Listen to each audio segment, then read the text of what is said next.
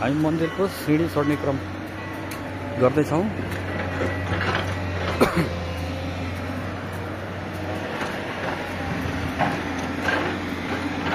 दर्शनालुहरू पनि दर्शनको लागि अगाडि बढ्दै हुनुहुन्छ। यहाँको भौतिक संरचनाहरू यसरी निर्माण हुँदैछ। अहिले नयाँ डोजरको काम पनि हुँदैछ।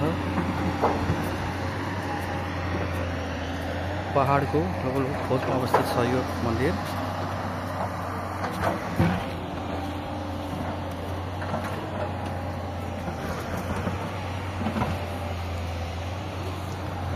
शौचालयको व्यवस्था पनि रहेछ, होटलहरू पनि रहेछ।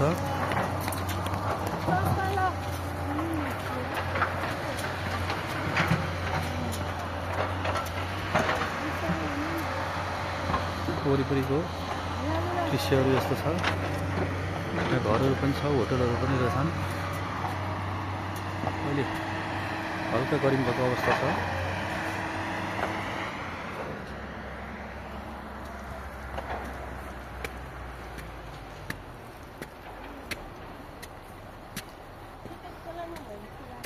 हामी सिँढी उक्लिँदैछौँ। मेरो बच्चा मिसेस अगाडि पुगिसक्नु भएको छ। म यो भिडियो बनाउने क्रममा रहेकोले अलि पछाडि हुन पुगेँ।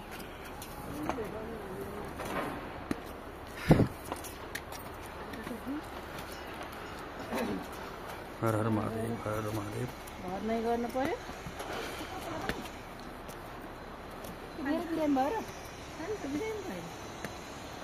हिँड्नलाई अप्ठ्यारो भयो हजुरलाई? हिँड्नलाई अप्ठ्यारो भयो? ए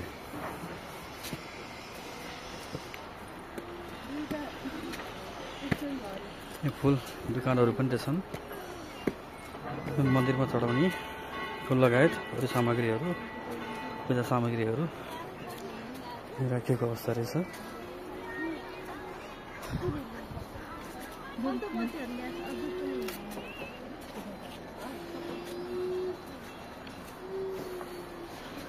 सार्वजनिक शौचालय स्नान घर पनि रहेछ।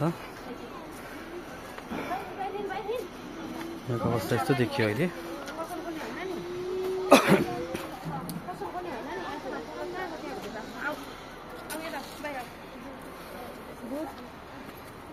गाडी पार्किङ गर्ने ठाउँ यहाँ रहेछ।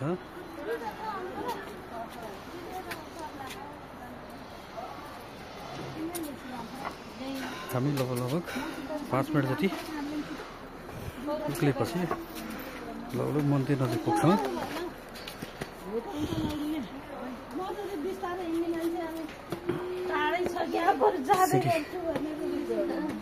अलि ठाडो खालो टाइपको रहेछ।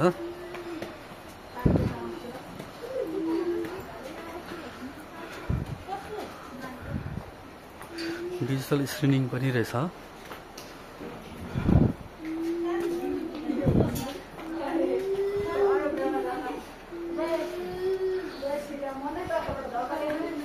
बिस्तारै यहाँ दुप्तेश्वर विकास यहाँ देखिएको छ। महादेव पाल्नेहरूमा भक्तजनमा हार्दिक स्वागत तथा पुण्य लाभ कामना व्यक्त गर्दछौँ। विकासको दुप्तेश्वर गाउँपालिका नुवाकोट।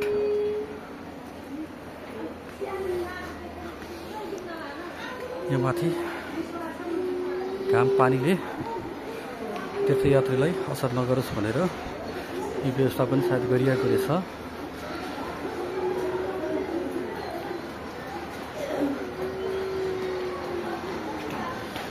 दुप्तेश्वर क्षेत्र विकास कोषको कार्यालय। यहाँ सायद यो मन्दिर निर्माणका लागि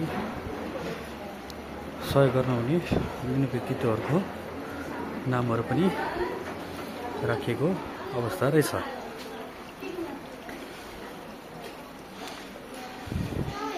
यो प्रकारले हेर्दा सबैतिरबाट सबै व्यक्तित्वहरूबाट राम्रो सहयोग भएको पनि देखियो। लगभग अब हामी मन्दिरको प्रवेशद्वारमा छौँ। यहाँ पनि हेर्दैछ बेपत्ता व्यक्तिको सम्झना बेपत्ता व्यक्तिको निर्मित प्रवेशद्वार। अब हामी मन्दिर प्रवेश गर्दैछौँ। प्रवेशद्वार छिर्यो यहाँ डिजिटल किले प्रवेशद्वार दुप्सेश्वर महादेव मन्दिरमा पाल्न हुने सम्पूर्ण भक्तजनहरूमा हार्दिक स्वागत गर्दछौँ। अनि डिजिटल स्क्रिनिङको पनि व्यवस्था गरिएको रहेछ। यो सायद 2-3वटा सिँढी भएको हुनाले सायद हामी यहाँ प्रत्येक सोमबारबाट प्रत्येक सोमबार मध्याह आरती यो पनि हुँदो रहेछ। आरती पनि यहाँ हुँदो रहेछ।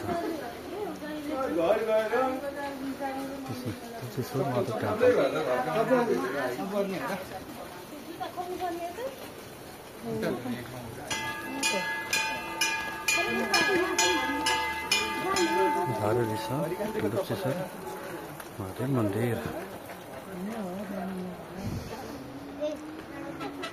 अब हामी यो जुत्ता खोलेर राख्ने व्यवस्था भन्ने रहेछ।